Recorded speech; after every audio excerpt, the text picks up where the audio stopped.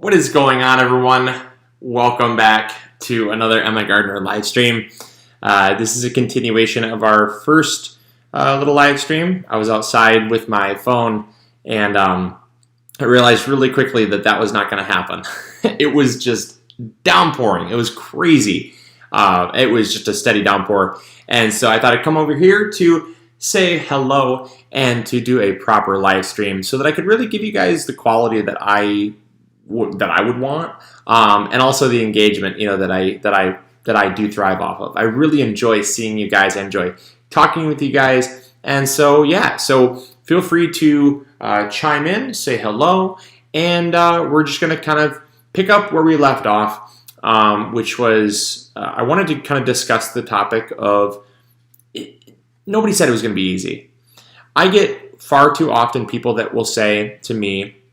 They'll say to me, I thought gardening was going to be easy, or I thought, your videos make gardening look so easy. And I mean, that's the goal. The goal is to make things easy. But I will say that there are certainly days like today where I was outside.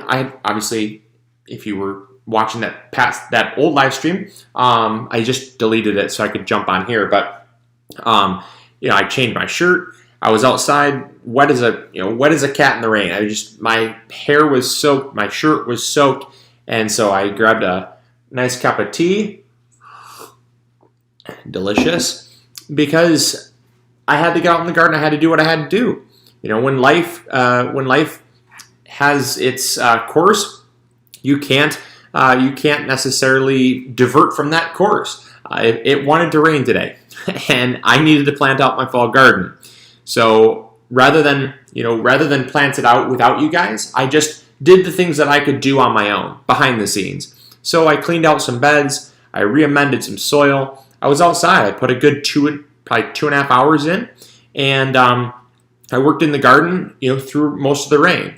I would have loved to bring you guys along for it, but for me, I enjoy being out in the garden. I know the work that it's going to take me.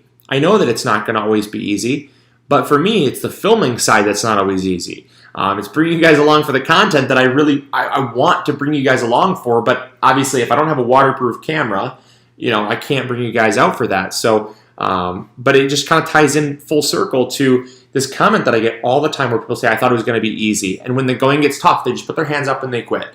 And that's not what I want. I don't want to see you guys do that. So let this just kind of serve as an example that, when the going gets tough, it's very important that you realize what you've got yourself into.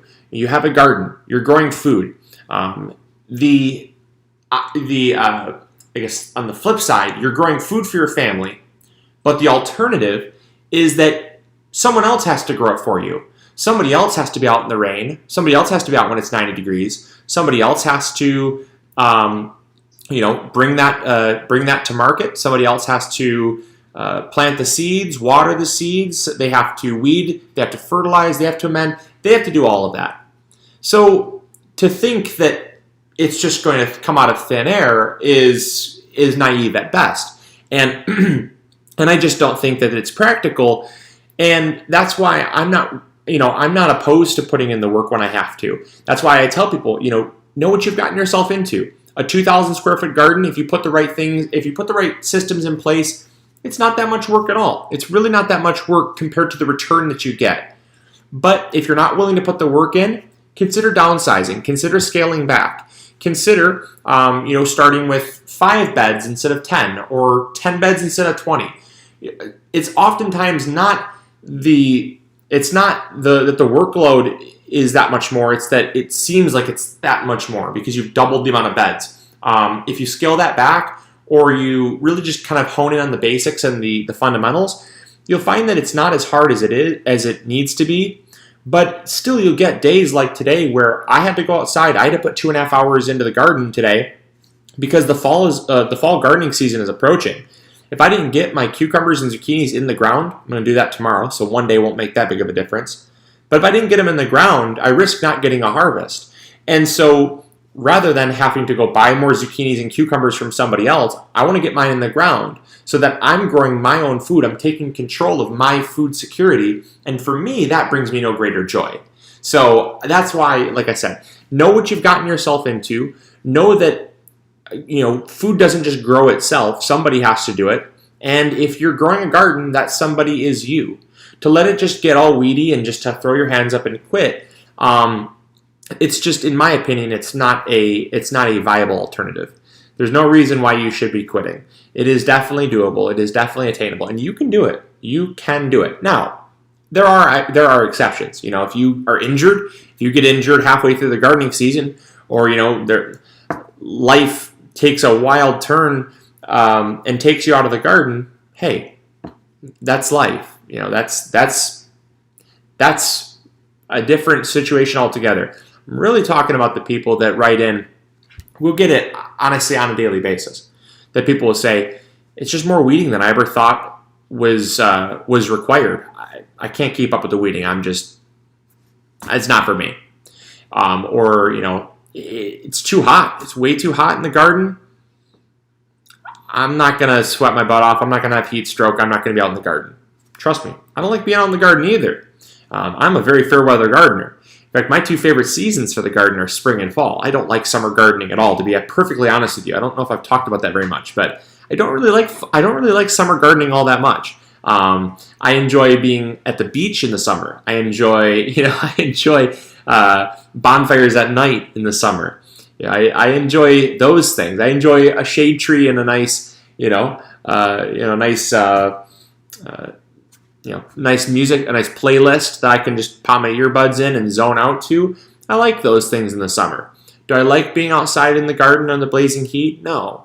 But if I want fresh tomatoes, I want peppers, I want cucumbers, I want those things, I have to put in the work sometimes. And for the minimal amount of work that I do, there's a huge reward from it. So it's very satisfying, very, very satisfying. And so I don't mind, one day out of the week sweating my butt off.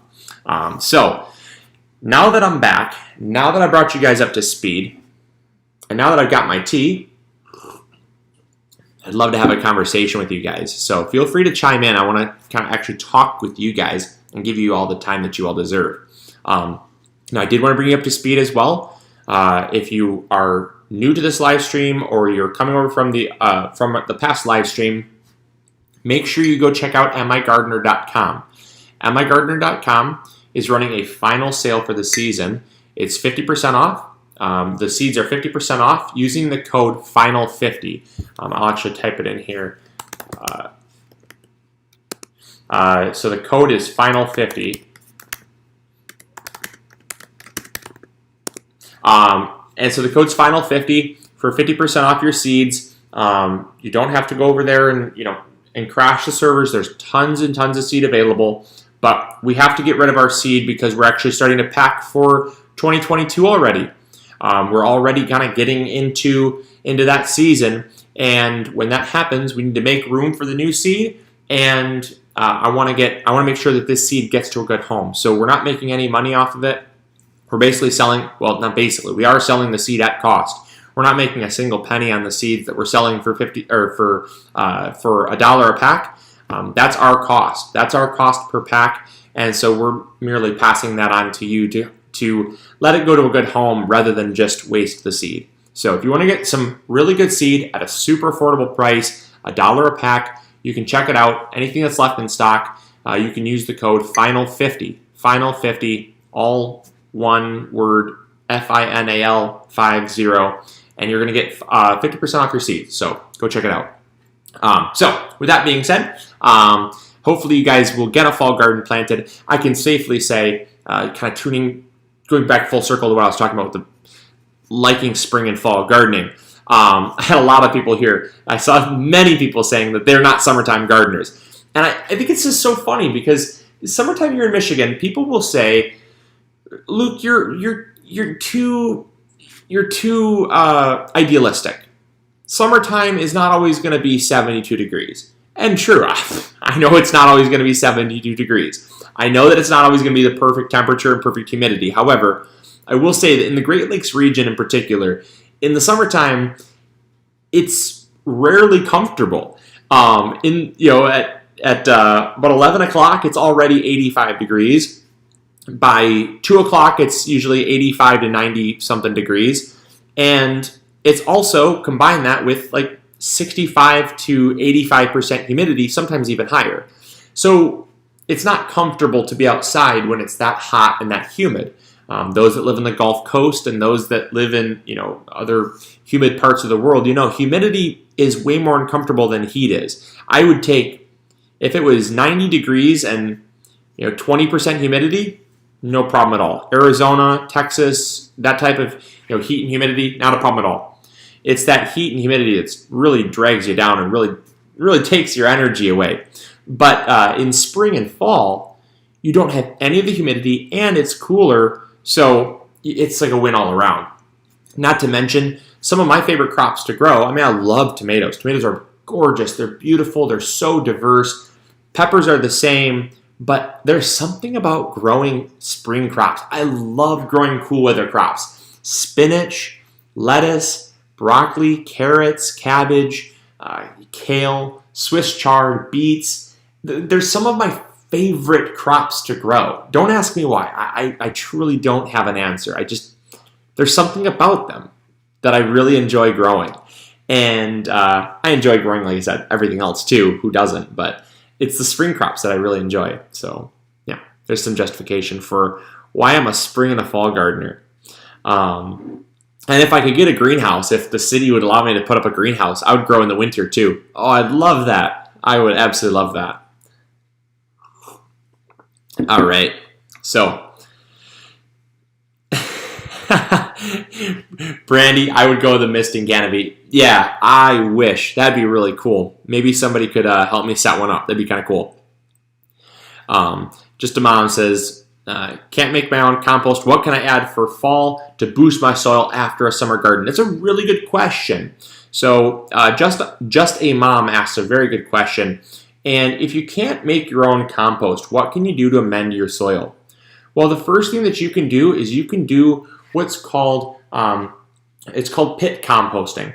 You don't need a compost pile. You simply take the plants. We've done lots of videos on this. The Native American Indians actually did this with corn and beans and stuff. Rather than having a compost pile, they implemented a style of gardening similar to chop and drop. However, they chopped all the plant material, they chopped it up in small pieces, and then they dug a trench and they buried it. And that gave you tons of fertility. It broke down, it amended the soil over time, but it also returned all those nutrients from those plants back into the soil. So it's a great concept, and I'd highly recommend checking out those videos if I can. Well, I can't find them. Maybe somebody, mission for all of you, find that video and post it for just a mom if you would. If somebody could do that, I'd be really appreciative. I don't know what the video is titled. Something like gardening like the Native Americans, possibly. Something like that. Or I'm not sure. I can't remember what I titled it. I know it was a very similar title to something like that. But that video will help you out so much because you don't have to have compost. Now, if you don't want to do that either, I would recommend at least going and getting some bagged compost. Bagged horse manure, bagged cow manure, mushroom compost, something like that is going to be great for your garden. You want to make sure that you do re-amend your soil because if you don't, it's not going to have the nutrients to sustain life season after season after season. You're going to need some nutrients in there, and also you're going to want to return some soil back to your garden. Over time, soil does get depleted. It happens. If you start the bed with 10 inches, by the end of the season, you might have like 7 inches. So you want to make sure that you do top your beds off. It's just a good practice. Yes, I'm back, Earthly. How's it going? Hello, Kelly. And futures past. Does let's see here. Well, that just, there you go. Does anybody know how to keep wild rabbits from eating all the veggies I'm growing? I feel like Mr. McGregor. That is a really, really good, it's a good question. I don't necessarily have an answer for that other than be proactive. One of the things that I've always said is I go off the 10% rule. It's something that my grandpa actually taught me. It's something that he's lived by, and I'm sure he learned from somebody else. And that's that when you grow a garden, you're going to give about 10% of your garden to wildlife. If you grow an acre of corn, expect 10% of that to either get blown down, get eaten by crows, deer, mice, whatnot, and that's just the reality of gardening. So it's important to have a large enough garden, in my opinion, to be able to have that 10%. And I've also done a video about that as well. Because when you have a garden that's large enough, you don't necessarily have to worry about protecting it. They will have their fill. They can only eat so much, and then the rest is left for you. Now, if your garden is smaller, what you can do is you can use something like chicken wire. I've used chicken wire, and I've had really good success with it. In fact, that's what we're going to have to do for our beans, because we have basically a whole village of rabbits that have moved into the neighborhood, and they don't quite play as nice as I want them to. So they haven't eaten a whole lot of like the Swiss chard, the beets. They haven't touched any of those things.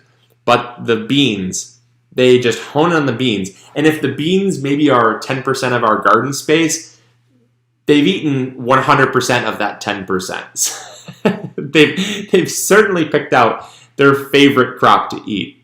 So give that a shot. Just some chicken wire works really, really well as well. But planting a bigger garden can help.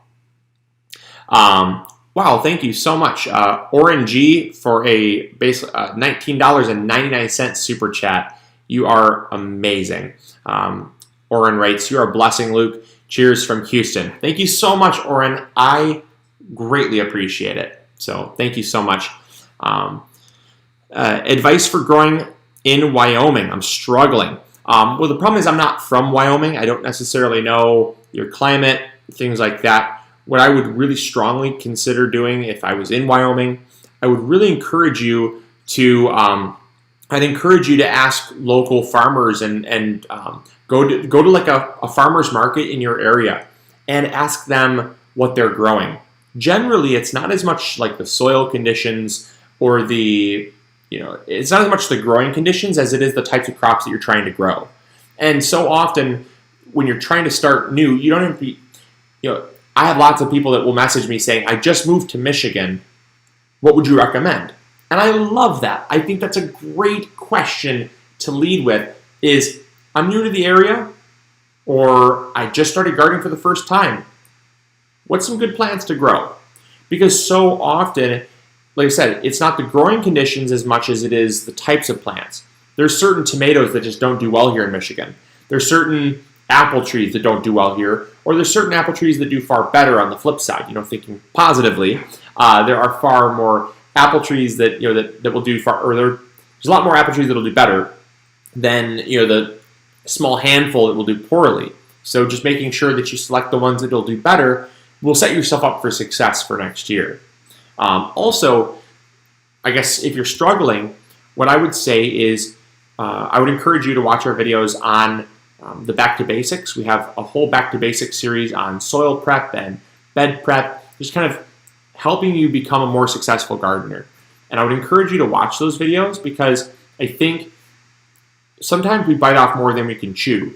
And if you're really struggling and you're actually struggling, it might just be because you have too much on your plate, too much to manage, and you're finding that it's too hard to take care of the whole garden and give the whole garden the attention that it needs because you're maybe just a young gardener and you don't know what the workload is yet.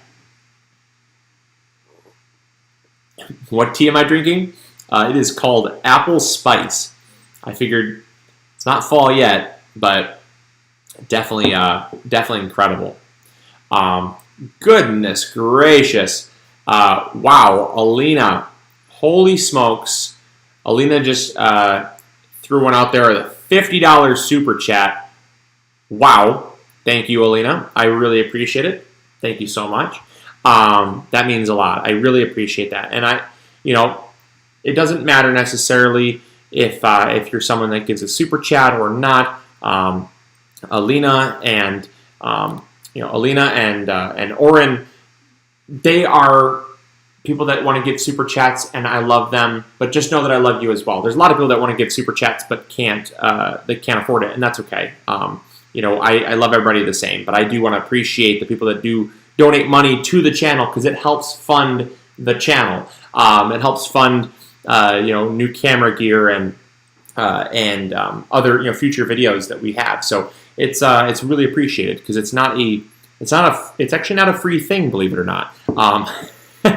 We just started looking at getting a new camera for filming, and I thought, I don't know if I can afford that just yet. I want to get a camera that can shoot in 4K. The problem is it's like $3,000, and I just, not yet. Baby steps. So far the quality I think is just fine. I don't think there's huge needs that need to be done. So you know, but regardless, the super chats help to fund for new camera gear, new projects. So thank you guys so much for that. The Green Acre, what camera are you looking at? I'm looking at getting the newest Canon. It's a Canon. It's the Canon. I believe it's the Mark II, Mark III. I can't remember. But it's the newest Canon. It shoots in 4K, and it's a phenomenal camera. It has great low light, but it's expensive. And that's just the body. Plus, you get the lenses on top of that. The lenses get, you know, there's other camera gear that comes with that, sound equipment. It's not just a little thing. So many people ask me what it takes to actually operate a YouTube channel of our size, and it's not worth doing a whole video over because it's not really gardening related. But on the back end, our YouTube channel actually costs us to operate, not including like my time. If I valued my time, it would cost us somewhere in the range of probably, I would say, $5,000 to $6,000 a month to operate. If I had to hire, I do everything myself. I do all my video editing, my filming. I don't do any scripting. I do everything myself. I do all the uploading, commenting, things like that. So if I were to hire somebody or hire a team to do that, it'd be even more expensive. But I put in countless hours producing the content, and it's a job all in itself for sure. But then on top of that, all the camera equipment and maintaining that, and, you know, buying batteries and new equipment to keep up with the times, it's not cheap. Definitely not cheap. Yeah.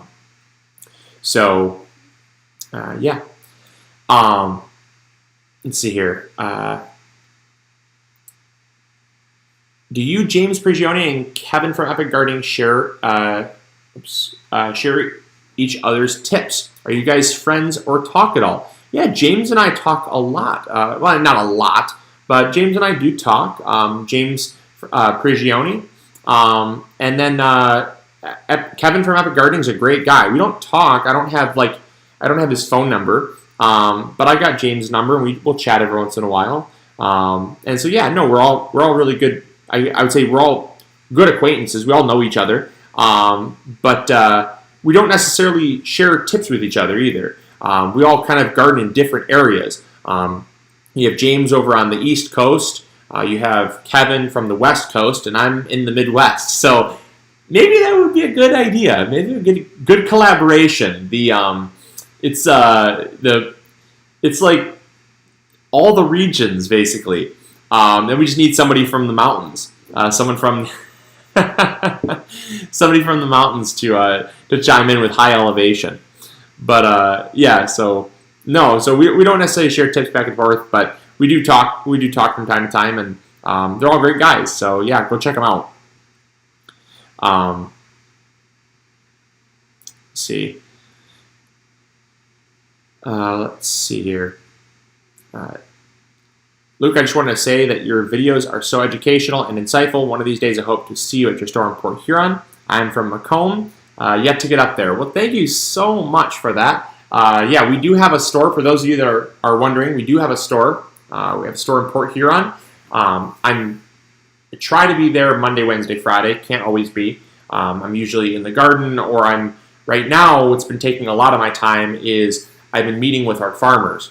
So many meetings with farmers looking at new product, new inventory for the following year. Just looking at pricing and contracts. It takes a lot of time. It takes a lot of time to run a fully functioning seed business. And it's a lot of fun. I will say it's a ton of fun, but it takes a lot of work. And so right now, it's like between filming, being in the garden, and doing that, and also I work at our family's pizzeria. Me, my wife, my dad, and my mom are all co-owners of a pizzeria. And if you're ever in the area, go check it out. It's called Bella Bola. And I'm there also, I would say, probably 2 or 3 days out of the week. So I find myself just about everywhere. But once the fall season really kicks in and we're packing seeds and doing that type of thing a lot more frequently, I'll definitely be in the office way more frequently because that'll be off my plate. Are all the MI seeds local? Good question. So Billy, not all of them are local. A lot of them are regional. So a lot of our seeds come from the Great Lakes region, but we also do get seeds from around the United States. All the seeds that we provide on MIgardener.com, using the code, you can save 50% by using the code final50, you can save 50% off your seeds. But all of the seeds that you can find over at MIgardener.com are grown in the U.S. by small family farms. We're very particular about the seeds that we source. All the seeds that we source are grown.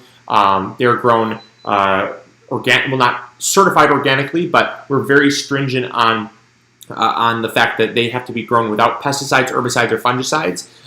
They are all heirloom or open pollinated, and so they definitely they're really very, very good quality seeds nonetheless, and that's why people rave about the germination rates and the quality. So, hey, how's it going, honey? Said you just came back. Want to come say hi? Live on YouTube. Oh. Come say hi. That is hilarious. What's up? I didn't know you were doing a live stream. How's it going? Look, meet our house plant, guys. So, so we, how was, Well, that's quite a lag. it's a little bit of a lag, yeah. There you go. See? It's about a 10-second lag. Oh. But the comments come in real time, so. How was grocery shopping? Good. A little stressful. Didn't have, good fruit. Oh, no. So. Well, we know that we're going to get local veggies from, there's a guy that had, it's like a family-run place called the Corn Man. We got lots of our veggies from him. Yeah, they were closed already by the time I was able to get around it, so. Well, the nice thing is, we don't need any potatoes, we don't need any tomatoes, we don't need any cucumbers, zucchinis, peppers, Swiss chard, herbs, basil. Did you harvest something today in the garden? It was downpouring, so no. So you didn't film? No. You're live streaming? No, I came in from. What's that? I came in from.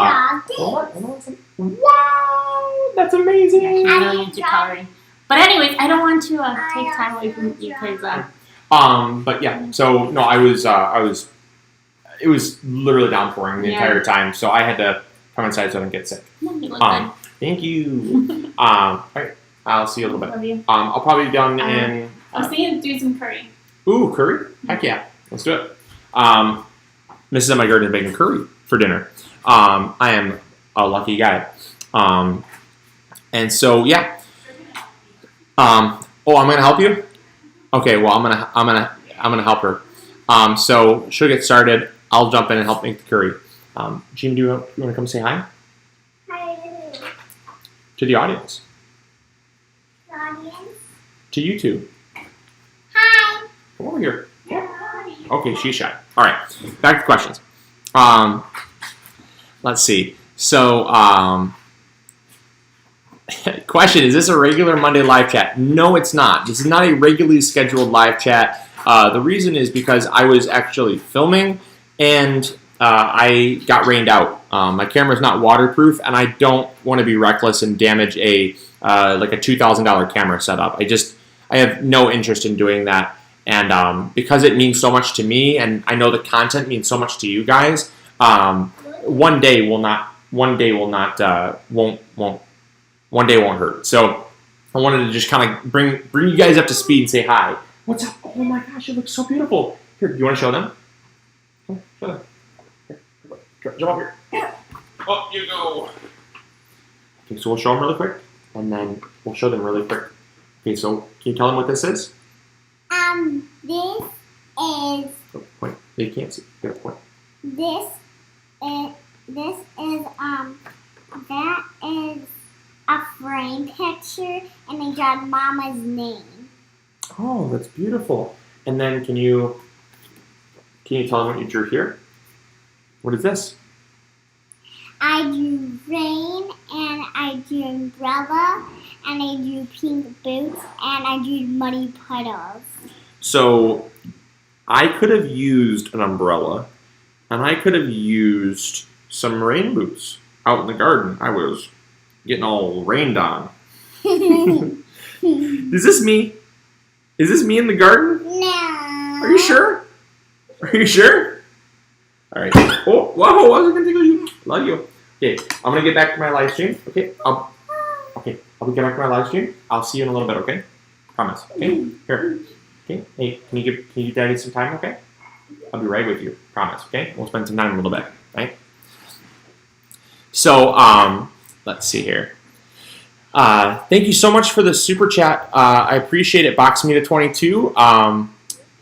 Do you still have that tomato plant that you grew from the seeds you found in that 1935 picture? Yes, we do actually. Yeah, the giant crimson is what you're asking about. So we definitely have the giant crimson tomato. It's one of those things where I've said for the longest time I will make it available when we have enough seed. At this point I can see why it went extinct. I'll say that much. Saving seeds for like myself is not hard. I only need one seed to have. Well, I only need like maybe 2 or 3 seeds to at least have a plant guaranteed. If I have 100% germination, I'll have 3 plants. But to sell enough seed to everybody, we need to generate not even hundreds of seeds, but thousands of seeds. And so it's very, very difficult to ramp up that much production when I don't have the space to scale. I don't have the ability to scale when it comes to growing that. So it's been a very challenging thing, and I'm hoping to make the next year's growing season the year. I want to make sure that we have enough seed to satisfy everyone's demand, and I don't want to throw it out there and then have not everybody be able to grow it. And I want to be able to provide it at $2 a pack. I do not want to provide the giant crimson tomato at like $6 or $7 a pack like some people are suggesting. I don't want to throw it up on eBay and have an auction because I know that's not fair to those that cannot afford that. And for me, I've always operated off of equality for everyone. Everybody pays the same price for seeds. US dollar is what I'm trying to say. Everybody pays $2 US per packet. When things are on sale, everybody pays the same price when it's on sale. And that's because I believe that you're growing food. I'm not doing this it's not a get-rich-quick thing for me. I want you all to grow a variety that you're going to love, that has a really cool story, a really cool background, and something that anybody is going to be able to get their hands on. So until that happens, I'm not going to provide it. It will not sell something that's going to just sell out in 5 minutes and then not everybody can get their hands on it. So yes, but it's still in the works. Let's see. In Square Foot Gardening, Mel says you only need a 6-inch tall raised bed, but one of your videos said 10 inches is the ideal height. So true. Yeah, you don't necessarily need 10 inches. I just find that 10 inches is the most ideal height. The reason being is that not everybody has the most ideal subsoil. So if you have the soil it's like the soil that you're growing in, and then the soil below the raised bed, that soil is not going to be maybe the best quality, or maybe it's compacted, maybe it's like a driveway, maybe it's asphalt. Well, if that's the case, 6 inches is not going to 6 inches is not really going to cut it. 10 inches is enough to grow things like carrots, peppers, potatoes, tomatoes, your deep-rooted stuff. So you don't have to worry about the depth as much. So true, 6 inches is good, but 10 inches I find is ideal. Anything deeper than 10 inches, you'll find that it's difficult to get enough soil and make it like easy. You can go 12 inches, you can go 24 inches, but the plant roots don't really go much deeper. So to go 10 or 12 inches or to go 12 inches or deeper, you're really just spending a lot of time and money to constantly re-amend the beds and keep them all filled up. So hopefully that makes sense. You can grow some things, shallow-rooted vegetables, beans, lettuce, herbs and whatnot, very, very easily.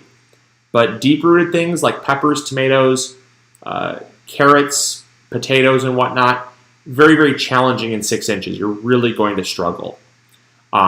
Goodness, I don't know if this was a mistake or not, but Leo TZ Timon just donated $100 to the channel. Holy smokes. Thank you so much. Pirate Black loves your work. Well, I don't know who Pirate Black is. If that's you or somebody you know, thank you so much. I am very appreciative of that. Thank you so very much. That means a lot. And Susan Stack, $5. Thank you so much for the $5 super chat. That means a lot. Thank you so very much. From the bottom of my heart, I mean that. It really means a lot. When will garlic be available? Early September. We're going to be bringing the garlic in. It's actually grown in the Great Lakes region. So the weather that we've had is the weather that they have had. And our garlic farmer is, they're struggling to get it all out of the field and get it cured. They've done a first preliminary harvest. They've done a first preliminary harvest of all their softneck varieties.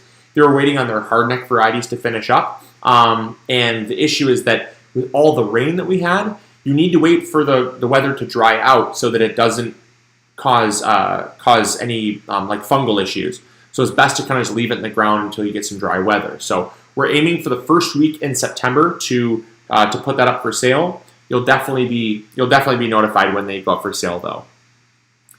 Thank you so much, James. $5 super chat. Thank you so very much. Let's see here. Oh my gosh, she's getting so big. Yeah, everyone thinks that I put some trifecta on her head. Once at night, just sprinkle it on the pillow. It's just a joke. Don't actually try that. But I do swear that if you sprinkle some trifecta over top of your kid's head at night, that they grow like 3 inches every month. It's unbelievable how fast she grows. But let's see here. The garlic we ordered from you last year was 100% great. We'll be ordering again. Thank you so much, Melanie. I really love to hear that. Who grew garlic from our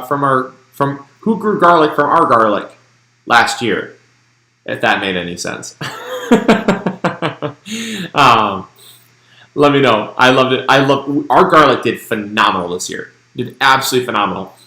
We spaced our garlic about 4 inches apart, and I think we ended up with, once it was completely cured and clipped off and all trimmed up and stuff, we ended up with just shy of 10 pounds of garlic. So take it. It's amazing. Let's see here. I recently bought some tomatoes, and when I cut them open, there was tomato seedlings growing inside. Have you ever seen this? Scared to eat them. So yeah, this definitely can happen. Now it typically will happen with store-bought tomatoes. Store-bought tomatoes will have this happen because they harvest them early, and then they use ethylene gas to ripen the tomatoes. And so sometimes the seeds inside will actually germinate before the tomato actually rots on the outside. And that's because the tomato seeds actually ferment and sprout, and then they'll poke up through the tomatoes. It looks super gross. It actually looks like something kind of like from Invasion of the Body Snatchers. It's like ew, that's disgusting. I always just throw them out. It has happened a few times. Usually it happens during the winter time when like we have to buy store-bought tomatoes from the grocery store. But it's gross. I did see let's see here. A $2 super chat from Knight398. Thank you so very much. Will my olives planted August 1st sprout indoors? I don't know. I don't know about your olives. If you're talking about olive seeds, I don't know. I don't know what type of olives you're necessarily germinating. There's a lot of questions that I have, but August 1st, I would say is probably a little too early for olive seeds. I actually did grow olives from seed somewhere a long time ago. I have videos of me growing an olive tree. In fact, I actually do have an olive tree with me in our collection. 1 second, I'll grab it. So we have an olive tree, and it's just a regular European olive.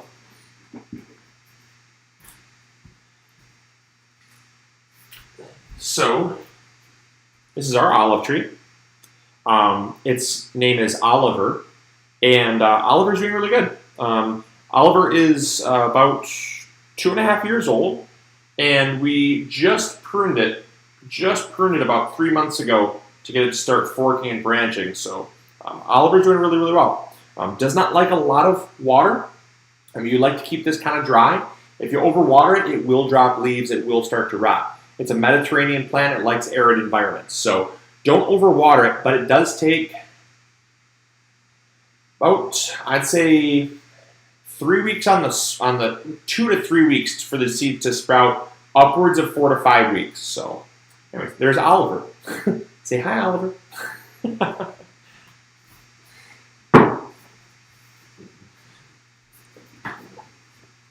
All right.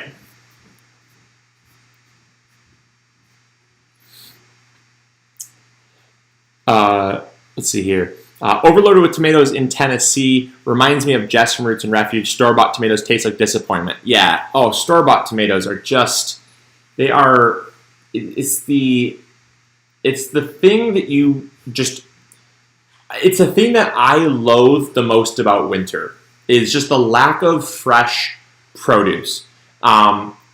Sometimes it's really funny. People will say, oh, I don't like that it's cold. I don't like that it's snowy. For me, wintertime it's pretty quick. I find things to keep myself occupied, especially downstairs in the grow room. I find myself really not hating winter all that much, and it's a good change. I like seasonal changes. It makes me look forward to the future more. It makes me, be grateful for the beautiful weather that I do have. I don't take it for granted, but also, it just helps to kind of reset my spirit when it comes to just seasonal changes. And the one thing though that I cannot get over is the lack of fresh produce. It is horrible. Your blueberries are coming from Peru. Your mangoes are coming from Chile. It's not like you can grow Michigan mangoes anyways, but they're coming from so much further away than like California or Florida. The tomatoes are coming from some hothouse in Canada. Believe it or not, fun fact, most of the winter-grown tomatoes are grown in hothouses in Canada. One of the largest producers of greenhouse tomatoes is actually in Canada, believe it or not. My college professor, he used to work at a plastic thermoforming business where they would make the little clamshells that would hold the tomatoes in their case, and also like the grape tomatoes and things like that. He actually, his company, well, not his company, but the company he worked with, sold to one of the largest distributors of greenhouse grown tomatoes in the entire United States. So That's a really cool fun fact. And they were out of Canada. So cool fun fact for you. So next time you're on Who Wants to Be a Millionaire and that question comes up, I'd like to hope that you'd at least give me 1% of your winnings if that's the question. Let's see here. Let's see. Where did you go to school? I went to school at a tiny, I went to 2 different schools. I went to Lansing Community College. I was going to go to Michigan State University for botany and horticulture. And then I realized early on that it was not something that it was for me. I just didn't really like the path that it was taking me down. It was a lot of like biochemistry. It was a lot of big pharmaceuticals, big tech, big ag, things like that. It just was not something that I really found myself wanting to be a part of. And so I opted to go into business because that way I could do what I was passionate about, plus learn how to monetize and kind of just take advantage of what I'm at least good at doing, which is growing a garden. And so so that's been really fun. Are you starting the curry? Are you starting the curry? No. Okay, all right. How long is a little bit? Because I want to be mindful. Okay, all right. So let me know when you want me to jump in and help. So a couple that cooks in the kitchen stays together, something like that. I love Mrs. MIgardener. She's an absolute angel. But yeah, so I opted to go to business. So I went to the second school that I went to was a tiny little business school in Midland called Northwood University. I went there and I did 1.5 years at Lansing Community College, and then I did 2.5 years at Northwood. So if you're a Northwood alum, let me know. I'd love to see who actually has heard of Northwood. And if you're from Lansing Community College, let me know. I'd love to know from there as well. So let's see. What is new with the other property? So the greenhouse property is still under development. We're still waiting on all the environmental permits. If you are interested, every Friday until the end of September, we have a farmer's market that we started there. Maybe sometime I'll do a live stream. Let me know. Let me know right now if you'd like to see that. And if you would, if enough people want it, I'll make it happen next Friday. We'll do a YouTube live stream from the farmer's market. It's more of like a farmer's market, craft market. It's not really a flea market per se, but we bring in people that do like handcrafts, sewing, soap making, eggs, produce, woodworking, candle making, lots of really cool stuff. So it's a really good sized market too, and it's called Summertime Market.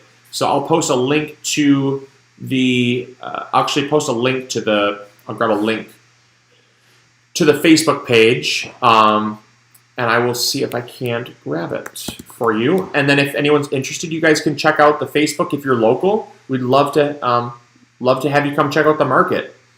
Our family's pizzeria actually sells fresh baked bread, so that's cool. Yeah, all right, here we go. All right, so I'm gonna throw the link up here for you guys, and there you go.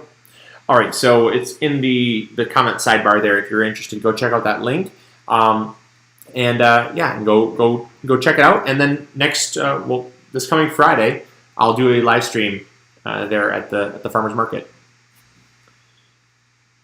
Let's see. Hands to Hearts said, I wanted to be a neuropathic practitioner till I found out it was over $300,000. It was over $300,000 after getting ASA, doing 4 years first, and I would have to relocate.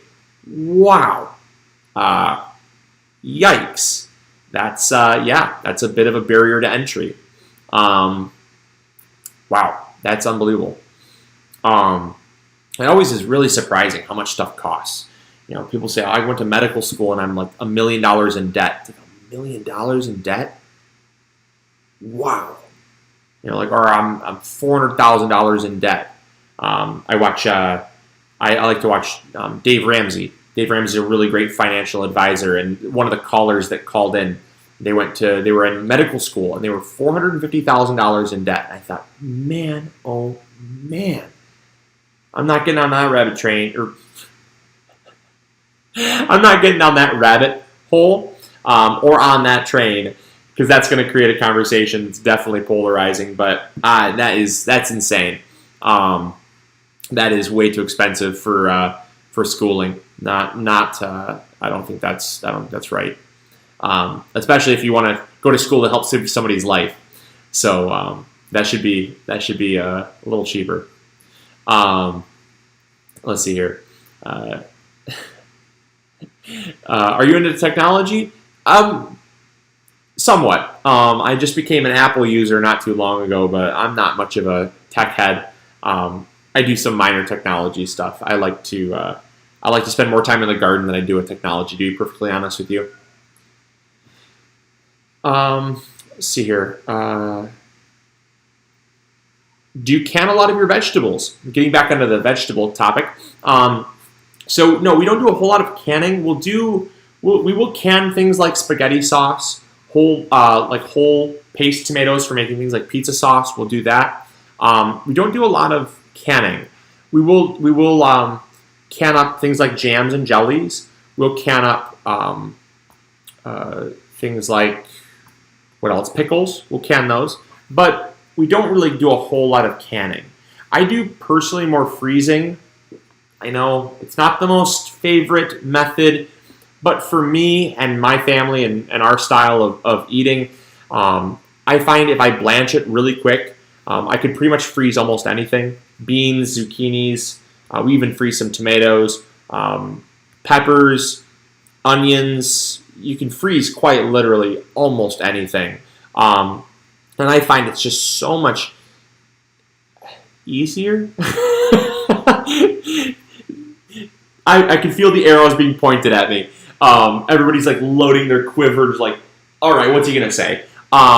It's easier for us and the busy schedule that we have to do frozen. It's just easier. Now, if we do have a power outage, it's unfortunate because you lose some, or you have to have like a backup at like a friend's house or a family's house that you can like, hey, I gotta do something with this produce so it doesn't go bad. That's the only downside. Luckily, we live in a really, really good neighborhood, super close to a police department and ambulance station, fire hall. I think, yeah, fire hall.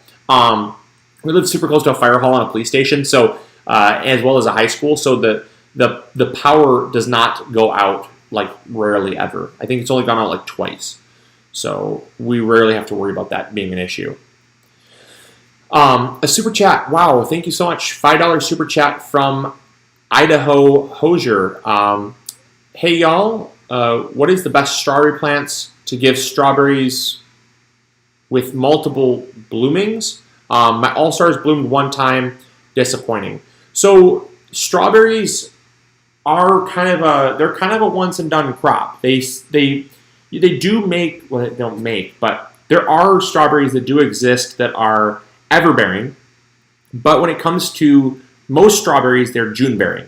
That means they give fruit one time a year, one big flush. They might produce like a second flush, but typically it's one flush. And I always prefer growing June bearing, to be honest with you.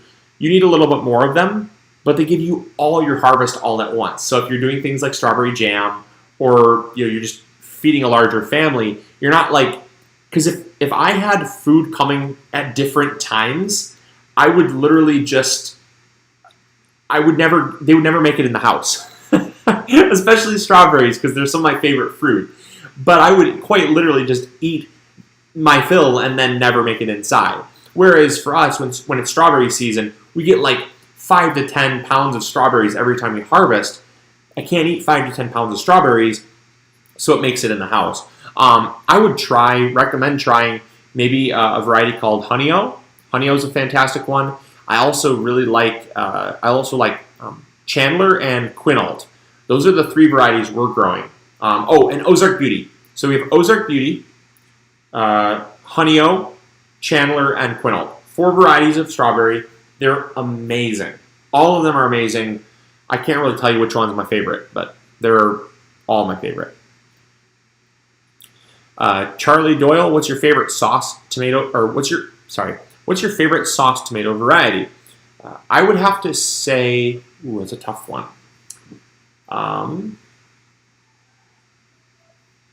What's my favorite sauce tomato variety? I mean, it's kind of subjective. It's hard. That's hard, Charlie, because one of my things about sauce tomatoes is that I like to, because my family has a pizzeria, I like to grow sauce tomatoes that are very authentic for making things like pizza sauce. Now, if you're kind of just going for production, you cannot go wrong with a Roma or a San Marzano. Romas and San Marzanos are fantastic. They're amazing, but they do have their shortcomings. I personally like Gilberti, I like Federle, and I love the Jersey Devil. I also like Opolka. Opolka does not yield as much. They're very large paste tomatoes, real nice and large, but they're phenomenal. They do very, very good, and you can't go wrong with any of them, honestly. But I personally like the Federle, I like the Jersey Devil, and I like the Gilberti. Very, very good paste tomatoes. They are phenomenal for making tomato paste. Wow. Okay. Gregory Snyder, thank you so much. Greg just donated $150 to the channel. Wow. Greg, thank you so much. No comment. Nothing, just $150.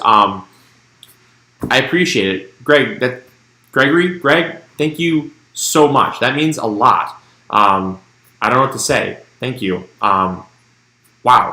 Thank you so much.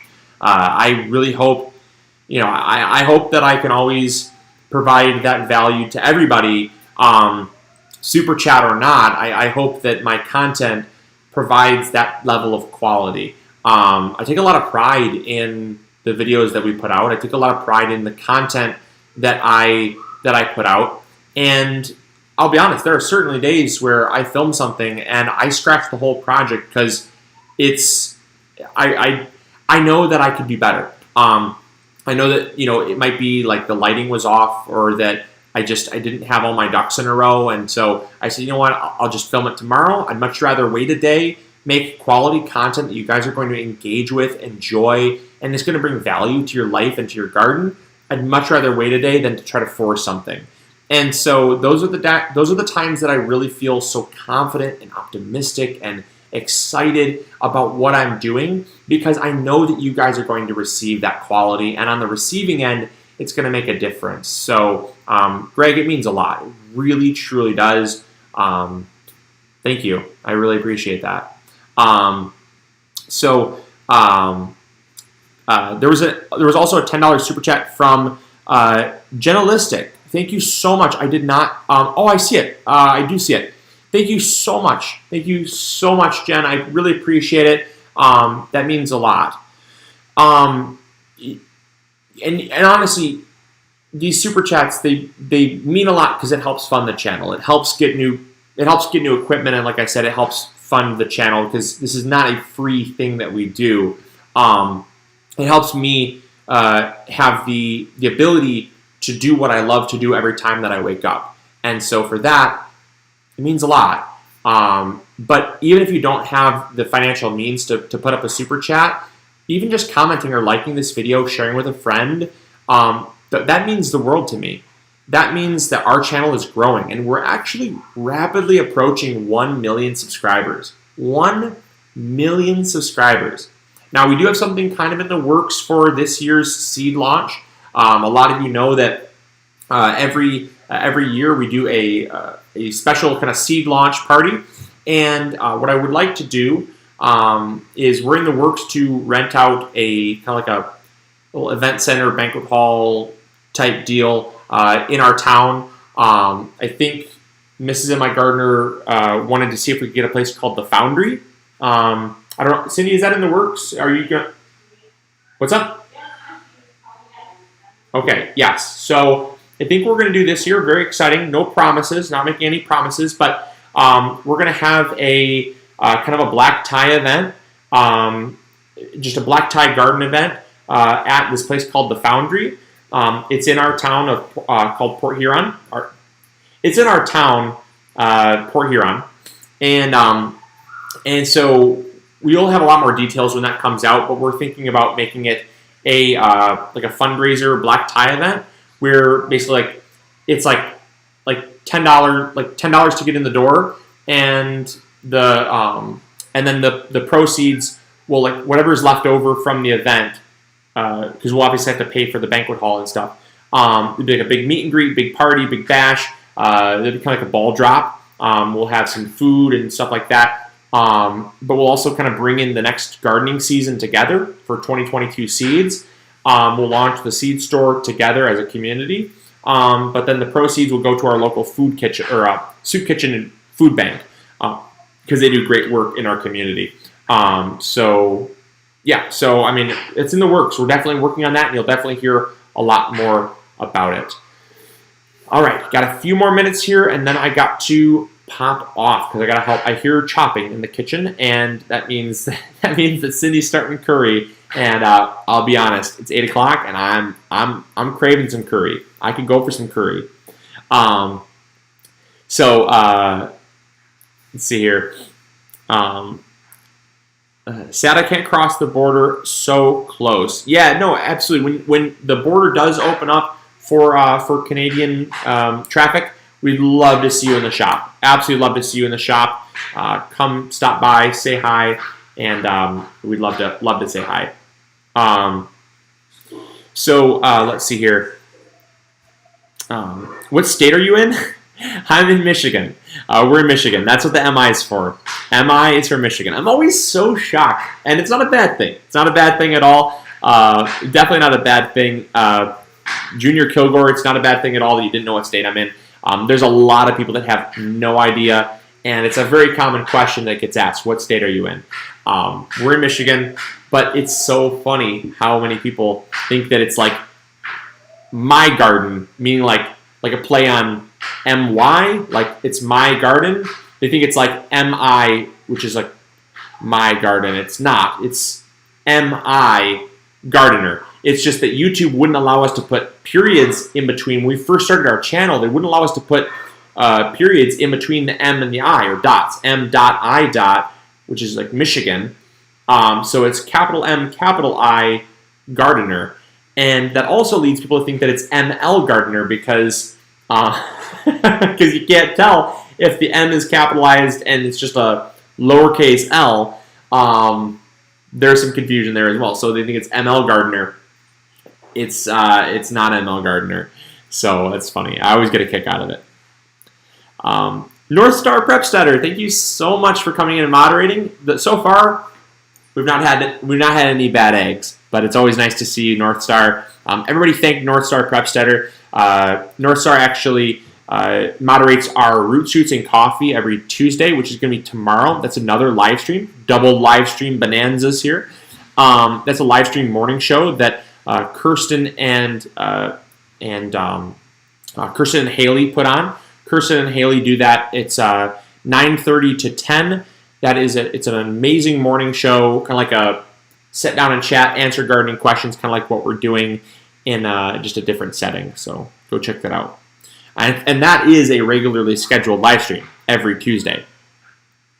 Moon Sprouts, hello all, first time on a live. Welcome. Glad you could make it. We are just ending a little bit in a little bit, but yeah. Yep. Have a great night, Brandy. Appreciate you being on here. Thank you so much. And let's see here. MIgardener, giant Belgian tomatoes, huge this year. Yeah, the giant Belgians are massive. I love growing those. huge beefsteaks, nice big size, and can't go wrong. Luke, I'm looking for a fall lettuce variety. What are your suggestions? So, Kelly, the lettuce varieties that we're going to be growing, just our personal preference, take it for what it's worth. We're going to be growing the Tango leaf lettuce. We're going to be growing a black-seeded Simpson. We're going to be growing the red romaine. We're going to be growing the Paris Island Cross green romaine. And then we're also going to be growing a variety called Freckles. It's like a speckled lettuce. It's a great lettuce variety that really just, it kind of just rounds off a spring mix. We're also going to be growing some spinach. We have American spinach, which is like our all-time favorite spinach variety. American spinach is phenomenal for Michigan.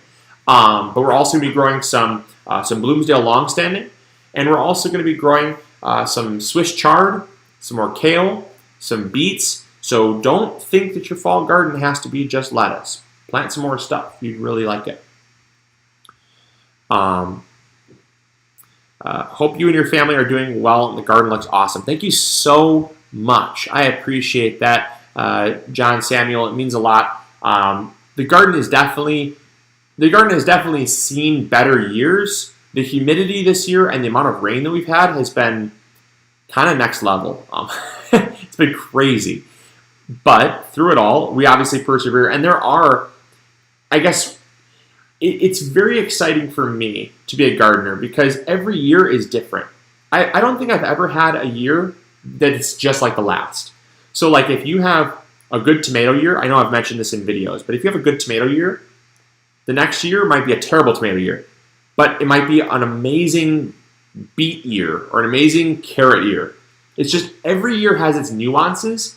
And what's really fun is that like our tomatoes this year, because the wooden furring strips were so expensive, we couldn't afford the wooden furring strips because they were like, it was like, so for the garbage quality furring strips that like broke and snapped and stuff, it was like $4 per furring strip. And it's for like scrap quality wood. For A grade lumber, it was $8 per furring strip. And, you know, we go through about 45 to 50 furring strips. So I'm like, I don't have $400 to, and I needed to replace, of course, this is the year as well that, this is the year that I go to replace them. I should have replaced them like 2 years ago, but I just kept reusing and repurposing them, which is fine. But when it came to using them this year, a lot of the ends were rotted and stuff.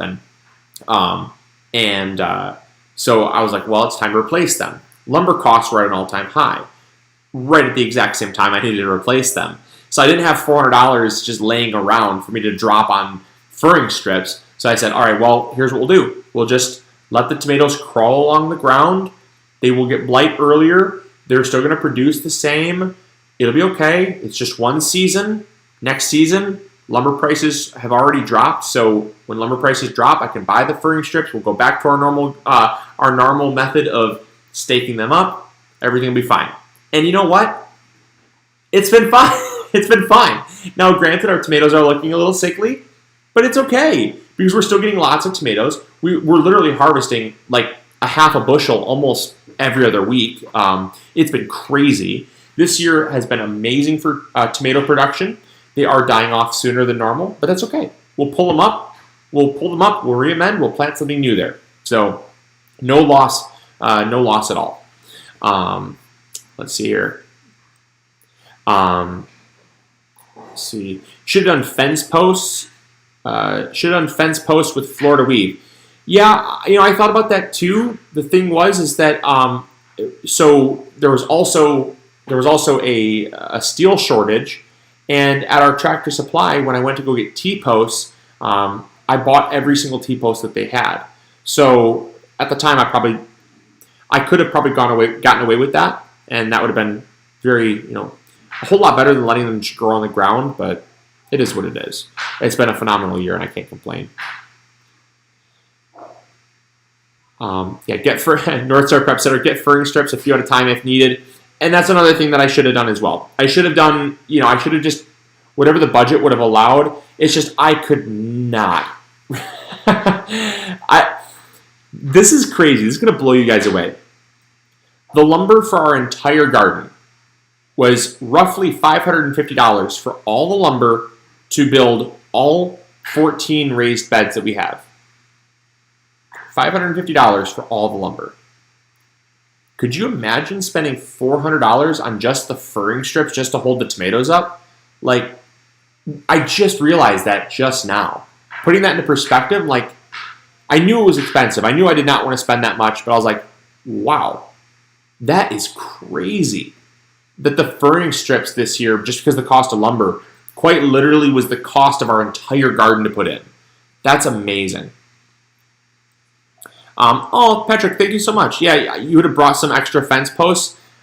I wish I would have spoken up about it. I'm sure there's a lot of people that had some extra materials laying around I could have even bought. But, yeah, I mean, I really appreciate it. That's what's so cool about this community is that I know that if I'm ever in need, if I vocalize that and you guys have the ability to help, you guys will. I think it's just so freaking cool. And that, who else can say that? I have some of the most amazing friends on this channel. You guys are all my friends. I consider you all basically my family. And you guys are amazing. So thank you guys so very much. Yeah, I definitely would have taken some extras, but we're good now, so thank you. Yeah, we actually went with metal T-posts. Turns out they were quite literally the same price as the furring strips, and they won't ever rust. They won't ever go bad. So, all right, we'll answer a couple more, and then I got a split. So we'll answer 4 more questions, and then we'll call it a night. Let's see. Let's see here. Charlie, do peach trees need a lot of pruning each year? They don't need a lot of pruning. They definitely appreciate it if you want your fruit to ripen consistently, if you want the trees to be manageable. They'll get really tall and kind of mangy. And so we do prune our fruit trees. We prune them back about 20 to 25% every season, just to kind of keep them low to the ground. That way it's easier to harvest. Opens up more places for sunlight to get in and ripen the fruit. It also helps the pollinators find the flowers, and it also reduces disease on the trees when all the foliage is all grown together. You can get some diseases. So I prefer to prune them, but you don't have to prune them. Chris sent a $3.33 super chat. Thank you so much. I learned a lot. Thanks. I really hope that you learned a lot from this live stream, but also that you learned a lot from our channel. That's what it's all about. So D's is $400. No way, man. I know. $400. It was crazy. I just couldn't justify it. Like I could think of 100 better ways to drop $400. There's a lot of things I'd much rather spend $400 on than a couple wooden posts to hold up my tomatoes. So let's see here. Will you reuse the T-post next year? Absolutely. Yes, I definitely will reuse the T-post next year. They don't go bad. They're 7-foot tall T-posts, so they're a foot. Goodness, it is raining so hard out. Sidetrack there. Yeah, I'll definitely reuse the T-post. They won't go bad. So they're just it's a foot shorter than the 8-foot furring strips, but they don't ever rust or they don't ever rot. So we'll definitely reuse them. One last reminder. Thank you so much for the reminder. Let's see here. Who was that? Joyce. Thank you so much, Joyce, for the reminder to mention the seed sale. So if you want to save 50% off your seeds, go check out MIgardener.com and use the code FINAL50. FINAL50. I just posted it in the comments section there of the live chat. It's FINAL50, FINAL50, all one code. That's going to save you 50% off your seeds, all seeds. Also, you can double it up with the free shipping. So if you spend $12 or more on seeds, you're going to get free shipping on those seeds. If you throw anything else, what was that? Oh, neighbor kids coming over to play. Neighbor kids come over to play. It's so cool when when your kids start growing up and they start making friends with the kids in the neighborhood, and you hear the doorbell ring, it's like, it's a great feeling. I'll tell you what, it's a warming feeling. It also makes me like, oh, don't grow up too fast, please. So anyways, that's sweet. So anyways, all right, yeah, so go check out the deal. 50% off your seeds until supplies last. The code will not expire. There's no expiration.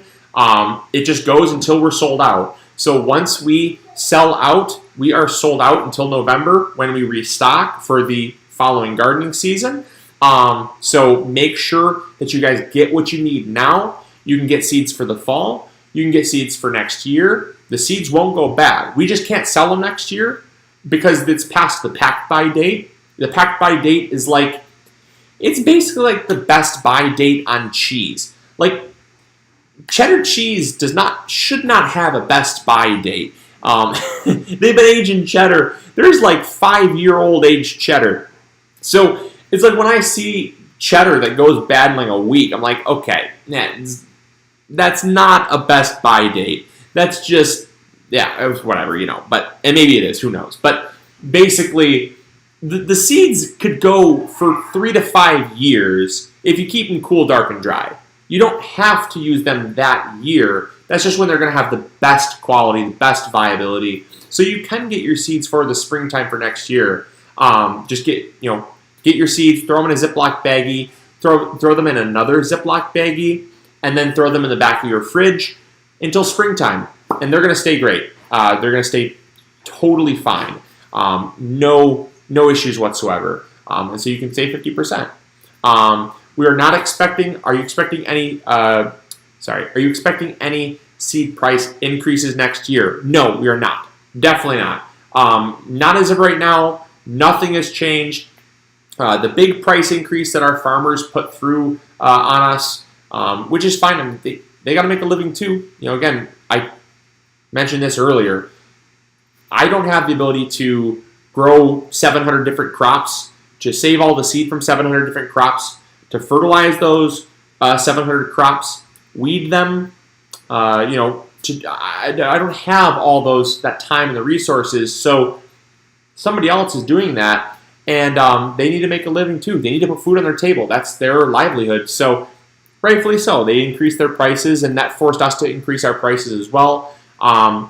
So we just, if the seed prices, as the seed prices fluctuate, that gives us some wiggle room to give discounts or pricing decreases and stuff like that. But we had to increase our prices. So I don't expect that to happen for many more years. I don't think that the seed prices are going to go up that much, if any, to the point where it justifies us having to raise our prices. So for now, until the foreseeable future, $2 a pack, which I think is still very fair. We are very proud of the quality we put out, the quantity of seeds we put in each pack, the service we provide with the speed of shipping. It's not Amazon Prime, I know, but it's definitely fast.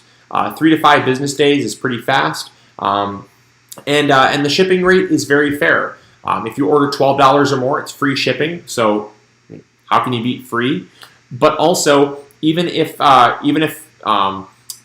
it's less than $12 of seeds, you're still only paying what USPS charges us. So we don't make money on shipping. I've never understood that, how a company can make money on shipping. It just always seems so backwards to me. Like, I'm not charging $2 a pack and then like $7 for shipping. It's just like, I'm not dumb. I know you're not. I know that doesn't cost you $7 to ship that. So that's my whole thing. I just have always operated my business. One of the things I learned in business school that it's worth its weight in gold is run your business as if you were the customer. Run your business as if you were on the receiving end. Always. In everything that you do, run your business as if you were on the receiving end. And so I've always been really proud of that, because that's something that we mention to all the people that work with us, that are on our team. Every day we wake up, we run MIgardener like as if we were on the receiving end. The quality of content that we put out with our videos, is this something that I would want to watch? Is this something that I would find exciting? Is this something that I would, find entertaining and educational, inspiring and motivating? If so, check. Are the seeds we're putting out, are they a good value? Are they, are they something that is going to, germinate well, that is going to, produce well, that's going to be disease-free, heirloom, organic, non-GMO? Are all these things that I care about? Is that what we're doing? Absolutely. Check, check, check. Are we making seed prices available or affordable for all people of all income brackets? Check. Hopefully, check. We've done the best that we can in terms of making them affordable, and I know that people are growing food, and that's a very humbling thing to be able to sell food to people and put food on people's tables, and to have people entrust their hard-earned dollars with your seeds to grow food for their family.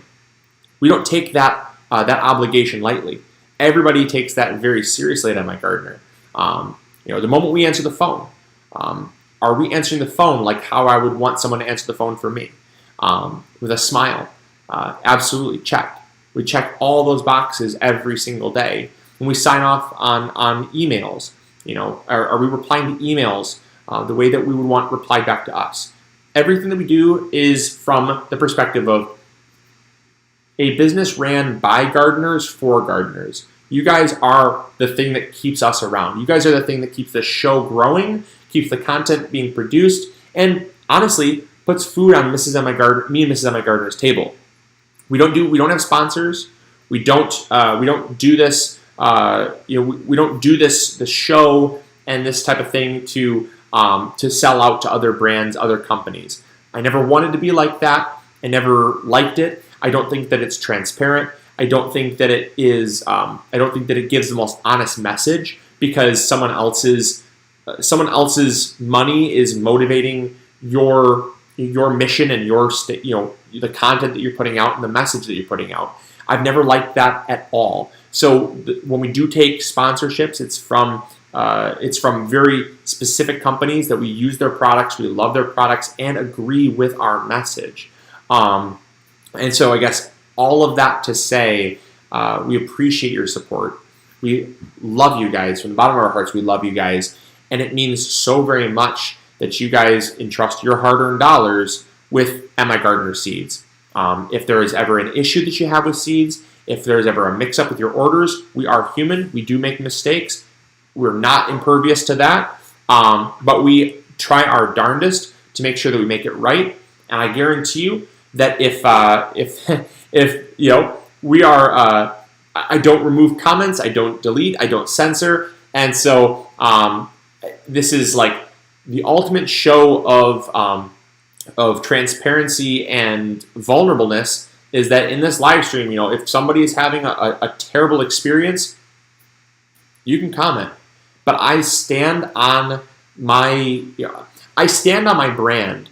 And when I see MIgardener seeds, I'm proud to put MIgardener on the packets. I'm proud to put MIgardener on our shirts. Well, I'm not wearing an MIgardener shirt now, but I'm proud to be my brand, because it takes quality to stand by your brand. Plain and simple. And I stand behind everyone that works with us.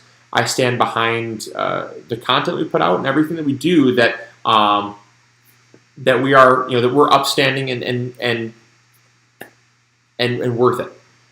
So thank you guys so very much, because when my lights go on at night, it's because of you guys. They use electricity. When my heat goes on in the winter, it's because of you guys. Thank you. And I don't take that lightly. When we eat curry, which is what I'm going to do right now, the rice, it's bought with the money that you guys help fund our business and our life. And that means a lot. It really means a lot.